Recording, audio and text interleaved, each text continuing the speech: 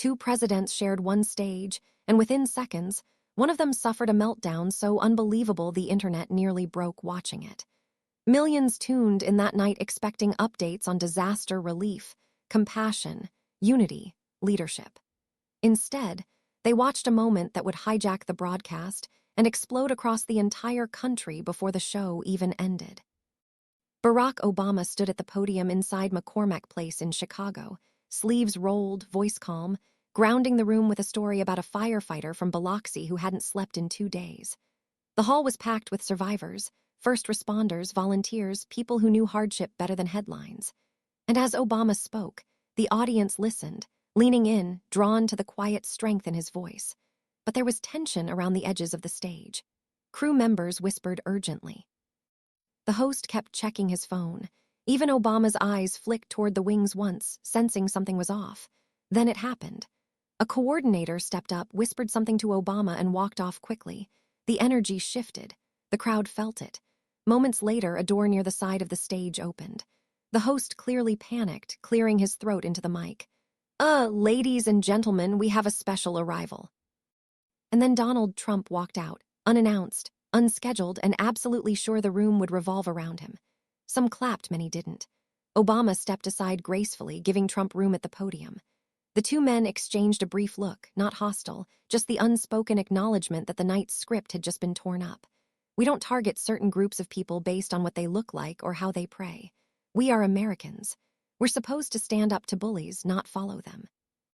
We're supposed to stand up to discrimination. Trump adjusted the mic even though Obama had used it seconds earlier. He launched into improvised praise, long rambles circling back to himself, the applause landing awkwardly. Obama stood to the side, hands folded, calm and steady. A contrast the room didn't miss for a second. Then Trump stepped forward toward the edge of the stage. Directly under a ventilation system the tech crew had spent 20 minutes trying to fix. He didn't notice. Obama did. Trump kept talking louder now, packing slightly, filling the room with chaotic energy. And then the vents kicked on hard. At first, only a few people noticed the slight lift of his hair. Then a stronger blast hit, lifting it enough to expose a sliver of scalp. A ripple of gas moved through the audience. Camera operators zoomed in, then frantically zoomed back out. Trump brushed his hair, making it worse. It shifted sideways, not falling off, just crooked enough to look completely wrong. Laughter started breaking through in small bursts.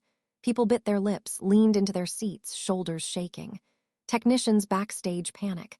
Leader of the gang was President Obama. He's guilty, it's not a question.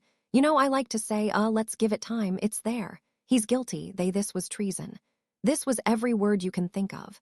They tried to steal the election. The override wasn't working. The vent kept blasting. Trump tried to keep talking, voice cracking, reaching up again and again in a desperate attempt to fix the sliding hairpiece. Every touch made it worse. Another gust sent it nearly diagonal. Finally, he snapped. Somebody fix that thing. The room cracked wide open, suppressed laughter turning into tremors. And then Obama stepped forward. Not aggressively, not dramatically, just enough to steady the room. Then, with perfect timing, he leaned into the mic and said, "Well, I guess some things just can't stay attached to the truth."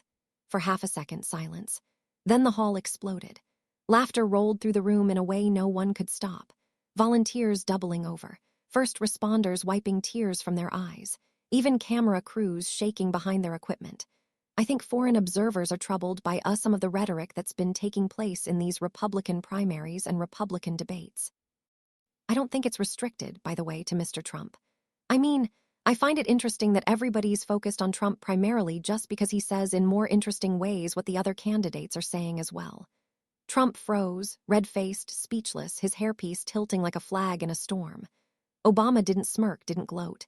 He simply stepped back, hands folded again, letting the room settle, and the contrast hit harder than any joke.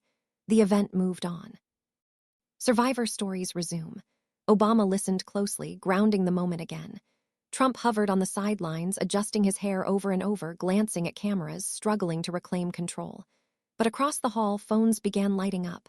Notifications buzzed everywhere. It's already at 2 million views. There's memes already. This is going to break the internet. Trump heard the whispers and stiffened. Obama just chuckled softly, shaking his head at how fast the internet moved. By the time the event ended, the clip had already spread to millions. Outside, reporters scrambled to go live. People shouted Obama's line from behind the barriers. The city buzzed with disbelief.